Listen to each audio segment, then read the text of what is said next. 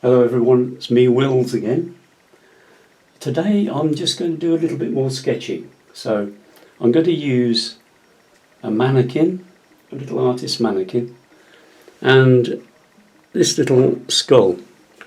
I know it's gold, but it's a good representation of a skull, a model of a skull, aren't you? Yes, I am. So we're going to use him for helping us to construct faces.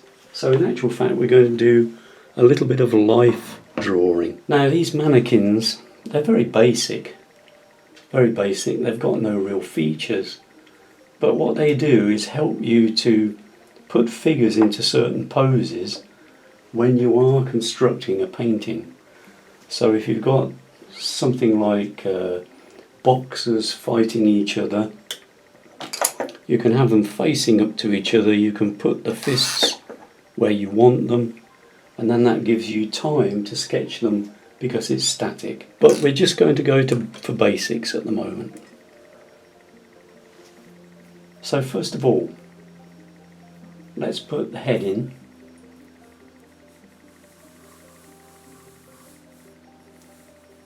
There's the head. I'm using a B pencil, an ordinary B pencil. Now you've got to imagine the line of the body down to the waist, because the spine is fairly straight, fairly static.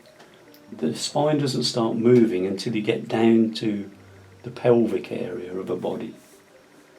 So this is where the shoulders go, and the neck is here.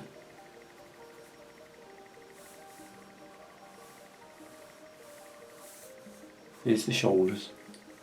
Here's the rib cage here of the body. Now this has got a big jointed part in here for movement. So, and they've put it so it's round about the bottom of the rib cage. So let's leave that for a minute and start looking at the pelvis. Pelvis is going the opposite direction.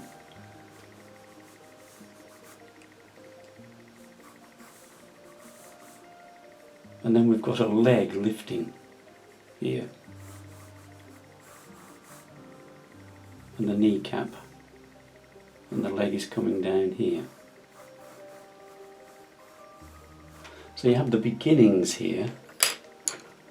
Let me use a really soft pencil. This is a 6B. You have the beginnings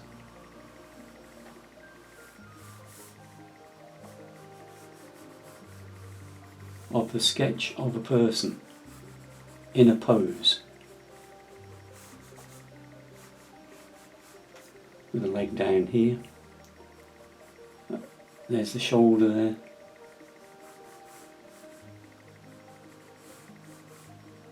Got that arm coming straight down, hand here, another shoulder here. What we can do is start putting things like clothes onto if we want to, because we know basically where these limbs are. So just looking across, this leg is behind, trailing behind here. This foot would be flat down. Foot would be flat down like that, so the foot would be here. If we wanted to, we could put a coat on this man,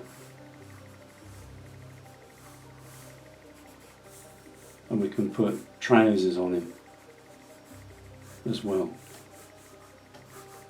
and make this a really quick way of sketching somebody in a scene of some sort.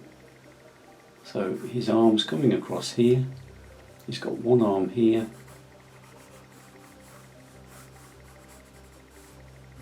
got his nice new suit on, and then we can sketch in detail if we want to. But we can do all of that just from this one mannequin. The thing about detail is we like to put faces on things, and most people draw faces starting with a feature. And when we look at the skull here, We can imagine that there's hair on here and flesh on here, but this gives us the layout, the actual layout of the face. And if you look at the skull, if you put the chin in and the top of the head being slightly domed, and then look at the eyes, measure with your pencil to the middle of the eye from the dome of the head, and then turn it round and it almost touches the bottom of the chin. The midway point is about here. So we need to know where everything is in the face. That's the midway, the centre of the eyes. This is the dome of the face coming out to the nose.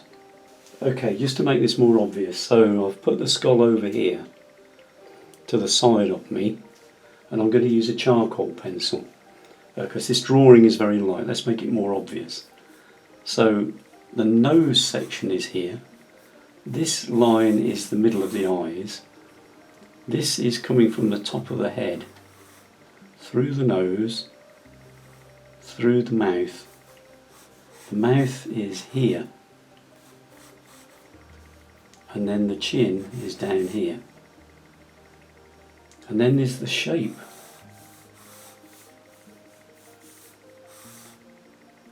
The shape comes down to this point here. This is what makes the shape of cheeks. Goes back to here. And then the skull is solid here. This is where the eye is. These are the eye sockets here. And then the cheek is solid here. Solid here. And then the skull goes in above the eyes here. So now that is the basic shape of the head. And the back of the head we can see round here. Okay, so we've got a basic shape. We know this is the eye socket here. So the eyebrows of this person will be here, up here. We know that the nose runs down this direction, and then the opening of the nose is here.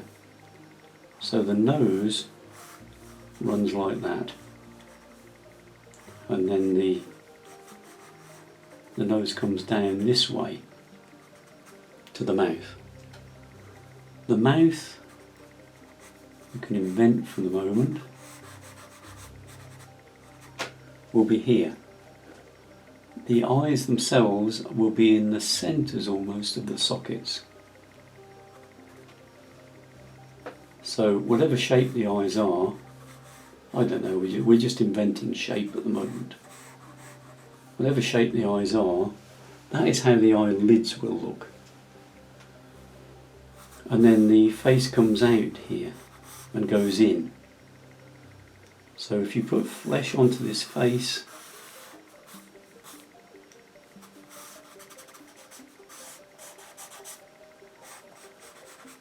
we can do anything. We can give this person, we can say it's a man, give him a moustache and a beard. Give him a long beard. Or we can say it's a lady, in which case the eyebrows aren't so heavy and this bone wouldn't stick out quite so far. Go like that. But we have the basics. The eyes are in the right place for the skull. Put a bit of colour into the eyes, and there they are, in the right place. The eyebrows then are in the right place. And then the hair, however it comes, adds to the height of the skull and the width of the skull.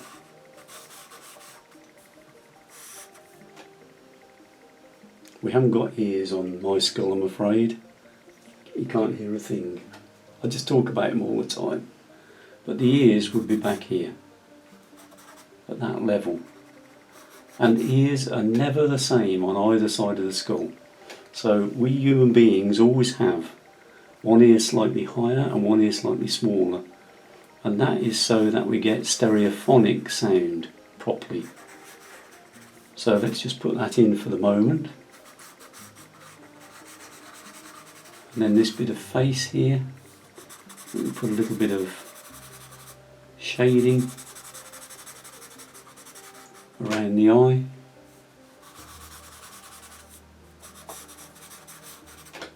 So it's a very fast sketch, very fast. Okay, so the main points of this are, first of all, with the figure. This little wooden figure doesn't look particularly like a person, but you can just move it about. They're very cheap, these wooden figures. Any good art shop will have them. You can move it about within reason to any type of shape. You can have him sitting or standing, lots and lots of ways. But when you look at it, this figure gives you the idea of how the bones will go. So the pelvis is here, the rib cage is here, the head, they're all in the right position. And the spine always follows down to this point. The spine never really wavers from being almost a straight line. So you can draw in the bare details. And with the skull, think about the whole thing before you start to draw. Put in the skull shape, where the eyes go. It's very important. The eyes are almost in the centre of the skull, and they are equidistant around the nose. And the skull front, although it has this shape, the skull front always follows down the front, and there is that shape going out to the bottom of the chin. And if you can see it in your mind, you can draw it on. And this person then, everybody that you know really, has the same basic skull shape. So if you change the shape of the eyes and the colour of the eyes, and say do an eye of this sort of shape with a lighter iris in, that could be the person that you're drawing, but basically the shapes are the same from the same skull. So we have to think about the basic details, how to draw heads and bodies. So just going back to the figure here, the mannequin. Some of the difficult things are when things move away from you. So if you have something that's this shape, like the top of a leg, so that is a through cut, it's that shape, but the knee is nearer to you. This is the knee. So that leg here, if we move it across, we find that that top end isn't quite as thick, and there is what they call foreshortening in the leg. So that leg would come out looking like this. So we can use the mannequin to show. So we've got his legs, got him in a seated position, and you see his legs are foreshortened to the knee. This is the kneecap.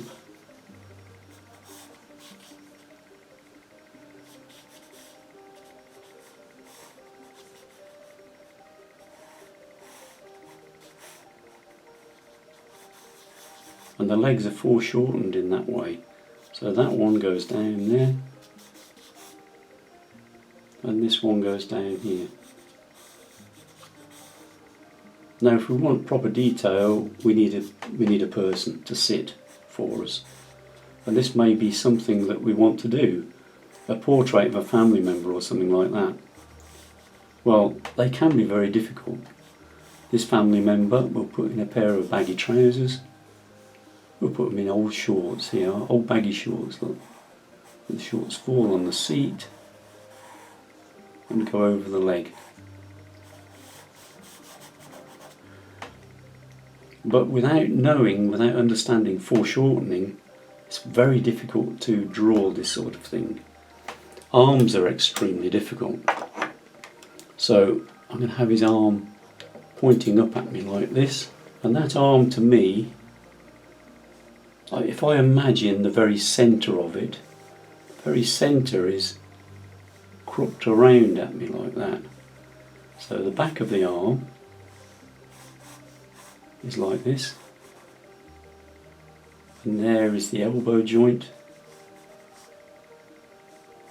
and then the front of the arm is like this, and the hand is turned over. So if I just roughly draw in his hand, and then his arm to the elbow joint, and then from the elbow joint,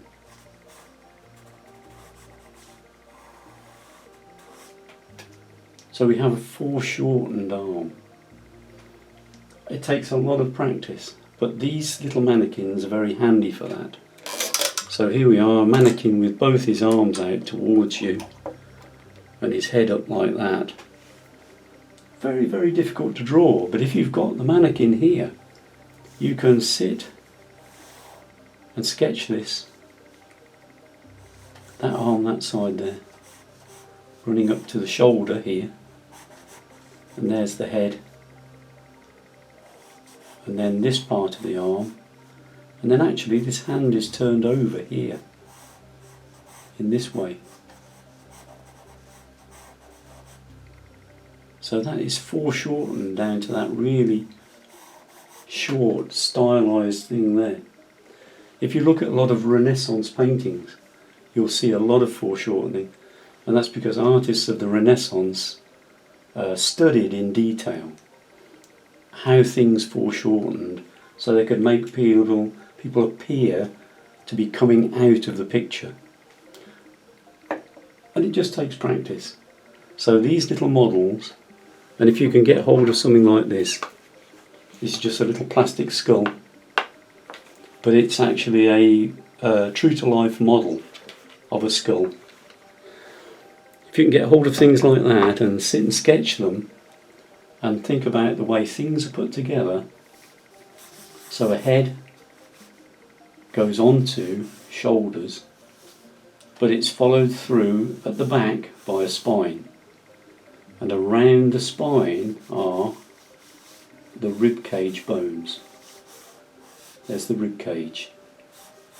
The bones come round like that, with the head, the skull. The eyes are in the centre. The eyes will be here on this line, nose, mouth here, chin here.